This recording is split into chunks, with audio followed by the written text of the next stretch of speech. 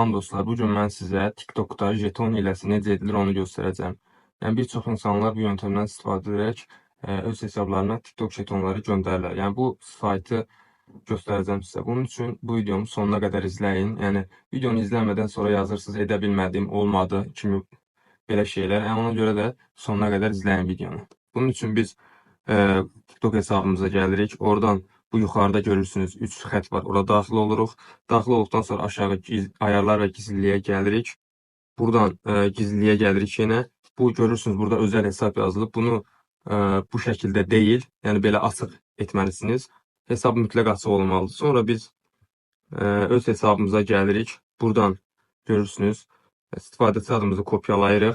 Kopyaladıqdan sonra onu da qeyd edim ki, yəni bəzi insanlar videonu izləmir sonuna qədər. Sonra deyir ki, edə bilmirəm, alınmır. Hər videomda olduğu kimi bu videomda bəyənib kanalıma abunə olan və öz istifadəçi adına yoruma yazan hər kəsə 1000 TikTok jetonu hədiyyə edəcəm. Biz buradan öz adımızı kopyaladıqdan sonra indi biz sizə saytı göstərirəm. Google Chrome'a gəlirik.